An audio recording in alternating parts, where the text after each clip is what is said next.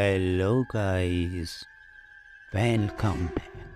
मेरा नाम शीशपाल है। मेरे एक दोस्त है जिसका नाम सोनू है। मैंने सोनू के साथ मिलकर एक बिज़नेस किया था। ये बात लगभग अब से 5 से 6 साल पुरानी है। हम दोनों का बिज़नेस बहुत ही अच्छा चल रहा था। पूरे बाज़ार में हमारा नाम चलता था। एक रोज़ हम दोनों नए सैंपल देखने के लिए और किसी से मिलने के लिए गुजरात जा रहे थे। हमारे पास हमारी पर्सनल गाड़ी थी जिससे हमें लगभग 1.5 दिन लगने वाला था गुजरात पहुंचने में। मैं कार ड्राइव कर रहा था और मेरा दोस्त सोनू मेरे बगल में ही बैठा हुआ था। हम दोनों बातें करते जा रहे थे और काफ़ी दूर तक मैं गाड़ी चलाता हुआ ले गया। अब सुबह से लगभग शाम को होने आई थी और मैं कंटिन्यू गाड़ी चला रहा था।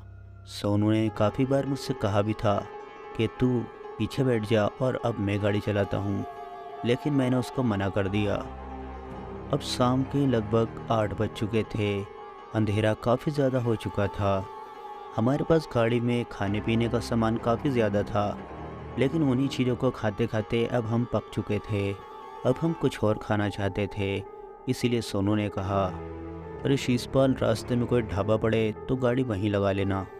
मैंने सोनू से कहा, हाँ मैं भी यही सोच रहा हूँ, क्योंकि इस खाने से तो मैं पक गया हूँ। अब मैं कुछ बाहर का खाना चाहता हूँ। फिर लगभग आधे घंटे तक मैं ड्राइव करता रहा।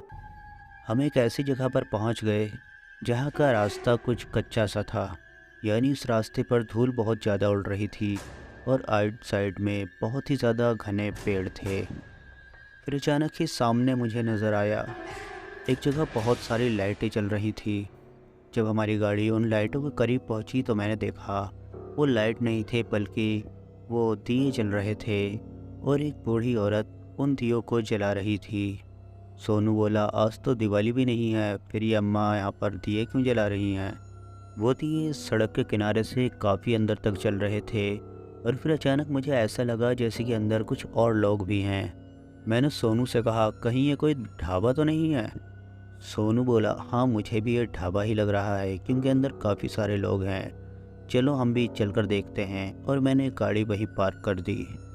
हम दोनों गाड़ी से उतर गए और अंदर की तरफ जाने लगे। हम दोनों ने वहाँ देखा तो एक कच्चा मकान बना हुआ था जिसमें बहुत कम ही लोग थे। सोनू ने चोरों से आवाज़ लगा करके पूछा, अरे भाई, ये कोई ढाबा है क्या? हमें यहाँ कुछ खाने को मिल सकता है? फिर अंदर से एक बुढ़िया की आवाज़ आई और वो कहने लगी, अगर तुम्हें कुछ खाना है तो यहाँ तुम्हें खाने को तो मिल सकता है, लेकिन ये कोई ढाबा नहीं है। तुम्हें जितना खाना है तुम उतना खा सकते हो। बाहर पलंग बिछा है, आप लोग वहीं बैठ जाओ, मैं अभी कुछ खाने को ले आती हूँ। हमने देखा बाहर 2-3 पलंग बिछे हुए थे। हम दोनों एक पलंग के किनारे पर बैठ गए। फिर सोनू मुझसे कहने लगा, ये किसी का घर लगता है और क्या पता ये लोग हमें क्या खिला दें। ऐसा कर यहाँ से चलते हैं। हम दोनों जैसे ही उठे, अचानक ही एक बूढ़ी सी औरत हमारे लिए 2 गिलास में पानी लेकर आ गई और हमने देखा एक छोटा सा बच्चा एक बड़ी सी थाली में कुछ लेकर आ रहा है। ये देखकर हम दोनों वहीं बैठ गए। हम दोनों ने एक एक गिलास पानी पिया और फिर उस बच्चे ने हमारे बीच में लाकर वो बड़ी सी थाली रख दी। उसमें हमने देखा तो कुछ नॉन वेज था। उसमें बड़े बड़े 3 पीस थे। हमें ये नहीं पता था ये किस चीज़ का गोश्त है। और अचानक ही सोनू ने उठाकर उसे खाना शुरू कर दिया। मैंने सोनू को रोका और उस बच्चे को बुलाया और उस बच्चे से पूछा, आखिर ये किस चीज़ का गोश्त है? उस बच्चे ने मुझे बताया, ये वीरपाल अंकल का गोश्त है। मैंने सोचा कि बच्चा मजाक कर रहा है और वो बच्चा भी घर के अंदर चला गया। अंधेरा काफ़ी ज़्यादा था, लेकिन मेरी निगाहें उसी थाली पर टिकी हुई थी। आखिर उस थाली में ऐसा क्या है? फिर मैंने उस थाली से थोड़ा सा सालन अपनी उंगली में लगाया और उसे चाटने की कोशिश कर ही रहा था कि मैंने अपनी उंगली में कुछ अजीब सा महसूस किया। मैंने उस सालन को सूंघा तो उसमें खून की जैसी बू आ रही थी। मैंने तुरंत ही जेब से अपना मोबाइल फ़ोन निकाला और उसकी फ्लैश लाइट जला करके उस थाली को देखा तो उसमें चारों तरफ खून ही खून था और वाकई में वो गोश्त किसी इंसान का ही लग रहा था। सोनू ने ये जैसे ही देखा, तुरंत सोनू उल्टियाँ करने लगा। हम दोनों वहाँ से उठकर खड़े हो गए। हम दोनों अपनी गाड़ी की तरफ जा ही रहे थे कि अचानक वो बूढ़ी औरत फिर से बाहर आ गई और वो मुझसे कहने लगी, बेटे तुम यहाँ से जा रहे हो क्या? मैंने कहा, हाँ अम्मा, हम यहाँ से जा रहे हैं और हम ये नहीं खा सकते। फिर वो बूढ़ी औरत एक अजीब सी आवाज़ में बोली, तुम यहाँ से कभी नहीं जा सकते। आज तुमने किसी को खाया है, कल तुम्हें कोई खाएगा। उस बूढ़ी औरत की ये बात सुन कर के मैं एकदम सन्न रह गया। उस जगह सिर्फ उन दियों की ही लाइट थी, उसके अलावा और कोई भी लाइट नहीं थी। इस वजह से उन लोगों के चेहरे भी साफ नज़र नहीं आ रहे थे।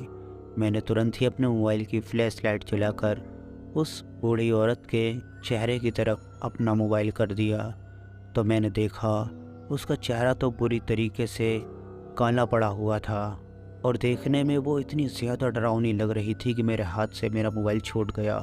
सोनू की पहले ही काफ़ी तबीयत ख़राब हो चुकी थी उल्टियाँ कर कर के, और इधर मैं अपना मोबाइल उठाने के लिए जैसे ही आगे बढ़ रहा था तो मेरी और वो बूढ़ी औरत भी धीरे धीरे बढ़ती चली आ रही थी। और अब मुझे उस बूढ़ी औरत से बहुत ही ज़्यादा डर लग रहा था। किसी तरह मैंने अपना मोबाइल फ़ोन तो उठा लिया, लेकिन फिर अचानक ही पीछे से सोनू के चिल्लाने की आवाज़ आई और मैंने पीछे पलट कर देखा तो पीछे सोनू नहीं था। मैं भागते हुए गाड़ी के चारों तरफ एक चक्कर लगा कर आ गया और मैंने चारों तरफ देखना शुरू कर दिया, आखिर सोनू कहाँ गया। मुझे दूर दूर तक सोनू कहीं भी नज़र नहीं आया। फिर अचानक ही कुछ देर में उस घर के अंदर से सोनू के चिल्लाने की आवाज़ें आने लगी। मैं दौड़ता हुआ उस घर के अंदर घुस गया। जब मैं उस घर के अंदर पहुंचा तो वहां एकदम घनघोर अंधेरा था, सिर्फ मेरे मोबाइल की फ्लैश लाइट ही जल रही थी। मैंने अपने फ्लैश लाइट से देखा कि एक आदमी अंदर खड़ा हुआ था जिसका सिर्फ एक ही हाथ था और उसने उस हाथ में एक बड़ा सा हथियार पकड़ रखा था। वो देखने में एक तलवार के जैसा लग रहा था और नीचे ज़मीन पर सोनू लेटा हुआ था जिसको उस बच्चे ने पकड़ रखा था और सोनू उस बच्चे से अपने आप को छुड़ा नहीं पा रहा था।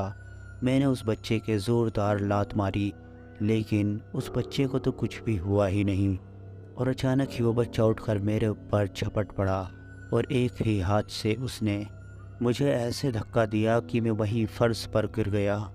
अचानक ही सोनू भी उठकर खड़ा हो गया और उसने मेरा हाथ पकड़ के मुझे खड़ा किया। हमारे सामने सिर्फ वो एक बच्चा खड़ा था और वो एक हाथ वाला आदमी।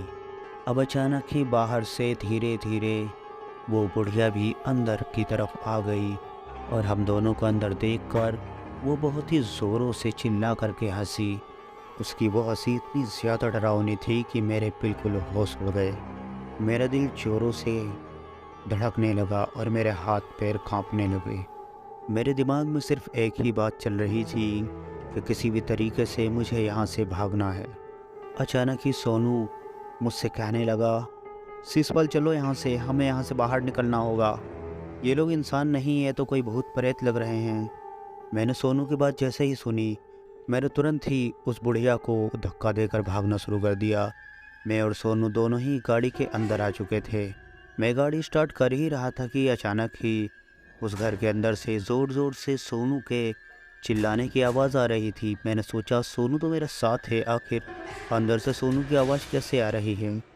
जब मैंने अपने बगल में देखा तो वो सोनू नहीं था, बल्कि वो वही एक हाथ वाला आदमी था जिसके हाथ में वो बड़ा सा हथियार था और वो मेरे बगल में ही बैठा हुआ मुझे देखे जा रहा था। मैं डर के मारे गाड़ी से बाहर आ गया, लेकिन मेरी हिम्मत नहीं पड़ रही थी कि उस घर के अंदर जाकर मैं एक बार फिर से सोनू को बचाने जाऊं। लेकिन फिर मैंने अचानक ही देखा कि सोनू भागते हुए उस घर से बाहर आ रहा है। मैं भी तुरंत सोनू के पास पहुंच गया क्योंकि सोनू लंगड़ाते हुए बाहर आ रहा था। मैंने सोनू को अपने कंधे का सहारा दिया और उसे अपनी गाड़ी के पास लेकर आ गया। गाड़ी के अंदर अब भी वही आदमी बैठा हुआ था। अब मैंने सोचा कुछ भी करके इस आदमी को गाड़ी से बाहर निकालना होगा, नहीं तो हम यहाँ से नहीं जा सकेंगे। मैंने गाड़ी के दरवाजे खोल दिए ताकि वो आदमी बाहर आए और अचानक ही वो आदमी बाहर आ भी गया और वो दौड़ता हुआ हम दोनों के पीछे हमें मारने के लिए आ गया। उसने उस हथियार से हमारे ऊपर 2-3 वार किए, लेकिन हम सभी वारों से बच गए। लेकिन अब वो आदमी मेरे पीछे ही पड़ चुका था। मैं उस जगह से भागते हुए काफ़ी दूर चला गया था। मैंने अपने पीछे मुड़कर देखा तो वो आदमी वापस उसी घर की तरफ आ रहा था। मैं भी उसके पीछे पीछे वापस आने लगा, क्योंकि उस जगह से मुझे अपनी गाड़ी भी लेनी थी और अपने दोस्त सोनू को भी बचाना था। जब मैं उस जगह वापस आया तो वो बूढ़ी औरत मेरे दोस्त सोनू को उसके पैर से पकड़कर खींचते हुए घर में ले जा रही थी, और वो बच्चा वो एक बड़े से डंडे से सोनू को मार रहा था। सोनू ज़ोर ज़ोर से दर्द के मारे चिल्ला रहा था। उसके बाद मैंने देखा कि वो एक हाथ वाला आदमी भी उस जगह पहुंच गया। मैं अपनी गाड़ी के पास आकर खड़ा हो गया और वहां से सब कुछ देख रहा। सोनू ज़मीन पर पड़ा हुआ था और वो एक हाथ वाला आदमी भी उस जगह पहुंच चुका था। वो अपने हाथ में उस बड़े से हथियार से सोनू की गर्दन पे निशाना लगा रहा था। मैं दूर खड़ा हुआ सिर्फ यही सोच रहा था कि आखिर मैं क्या कर सकता हूँ, लेकिन अब मेरे मन में सिर्फ एक ही ख्याल आ रहा था कि शायद अब सोनू नहीं बचेगा। उस आदमी ने जैसे ही सोनू की गर्दन पे वार किया, अचानक ही वो आदमी रुक गया और उस जगह ज़ोर ज़ोर से हवाएं चलने लगी और वो तीनों लोग भाग करके अपने उस घर के अंदर जाकर छुप गए। अब सोनू उसी मैदान में पड़ा हुआ था, लेकिन उस जगह हवा बहुत ज़ोरों से चल रही थी। ऐसा लग रहा था जैसे कि कोई उनसे भी बड़ा शैतान वहाँ आ गया हो, क्योंकि वो हवा सिर्फ कुछ ही दूर तक चल रही थी। फिर अचानक ही वो सारी हवा उसी घर में जाकर के घुस गई। मैंने मौके का फ़ायदा उठाकर भागते हुए जाकर सोनू का एक हाथ पकड़ के खींचकर गाड़ी की तरफ लाना शुरू कर दिया। मैं सोनू को गाड़ी तक ले आया और किसी तरह सोनू को उठाकर गाड़ी के अंदर बिठा दिया और मैं भी गाड़ी में बैठ गया। मैंने गाड़ी स्टार्ट की और वहाँ से ज़ोरों से निकल गया। आधे रास्ते में जाकर मैंने सोनू को पानी पिलाया। सोनू की हालत बहुत ही ज़्यादा ख़राब थी। सोनू अपने होश हवास में बिल्कुल भी नहीं था। लगभग 2 घंटे ड्राइव करने के बाद मैं एक ऐसी जगह पहुंच गया जो देखने में एक सिटी लग रही थी। वहां मैंने एक आदमी से पूछा कि यहाँ नियर बाई हॉस्पिटल कहाँ है। उस आदमी ने पास के एक हॉस्पिटल का मुझे एड्रेस बता दिया। मैं उस हॉस्पिटल में सोनू को लेकर पहुंच गया। अगले दिन तक वो डॉक्टर सोनू का इलाज करते रहे। दोपहर के वक्त सोनू को जब होश आया तो सोनू उस वक्त भी अपने हवास में नहीं था। ना तो सोनू मुझे पहचान रहा था और ना ही अपने आप को। सोनू को सिर्फ वही तीनों जने याद थे, वो बच्चा, बूढ़ी औरत और वो एक हाथ वाला आदमी। इस वक्त सोनू बहुत ही ज़्यादा डरा हुआ था। मैंने हमारे साथ जो भी कुछ घटा था वो रात में ही डॉक्टर साहब को बता दिया था। अगले दिन डॉक्टर साहब ने मुझसे बताया कि अगर इसके दिल से ये डर नहीं निकला तो शायद ये डर इसकी जान भी ले सकता है। मैंने सोनू के पिताजी को फ़ोन कर दिया और उनको सारी बात बता दी। उसके बाद सोनू के पिताजी ने मुझसे कहा कि तुम वहीं रुको, मैं कुछ ही देर में वहाँ पहुँच जाऊँगा। लेकिन जब तक सोनू के पिताजी उस हॉस्पिटल में आते, सोनू अपना दम तोड़ चुका था और मैंने अपना सबसे अच्छा दोस्त गंवा दिया था। कुछ देर के बाद सोनू के पिताजी वहाँ पहुँच गए और कुछ पुलिसकर्मी मुझसे कहने लगे कि हमें वो जगह दिखाओ जहाँ तुम्हारे साथ ये घटना घटी थी। मैं पुलिस वालों को उस जगह लेकर पहुँच गया। दोपहर का वक्त था।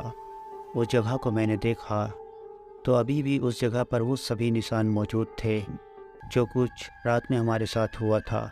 वहाँ बाहर 2 चारपाई अभी भी पड़ी हुई थी और वो कच्चा सा मकान जिसका दरवाज़ा अब भी खुला हुआ था। पुलिसकर्मी उस मकान के अंदर जाने लगे, लेकिन मेरी हिम्मत नहीं पड़ रही थी अंदर जाने की। मैं बाहर ही खड़ा था। उन्होंने अंदर जाकर देखा तो कहने लगे अंदर तो कोई भी नहीं है। लेकिन अंदर से पुलिस वालों को वो हथियार मिल गया जो रात के वक्त उस एक हाथ वाले आदमी के हाथ में था। वो हथियार देखकर मैं बहुत ही ज़्यादा डर गया था। हम लोग सोनू को लेकर घर पे तो आ गए और उसका अंतिम संस्कार कर दिया। फिर लगभग 2 से 3 दिन के बाद मेरे पास एक खबर आई उसी जगह से कि उस जगह पर कुछ पुलिसकर्मी गए थे जिनके साथ एक दुर्घटना घट गई है। यानी उन तीनों शैतानों ने उन पुलिसकर्मियों पर भी हमला कर दिया था, क्योंकि वो लोग उन्हें देखने के लिए रात के वक्त गए थे और अब उस जगह को बंद कर दिया गया है। ये कहानी समाप्त होती है। Thanks for watching. Bye bye.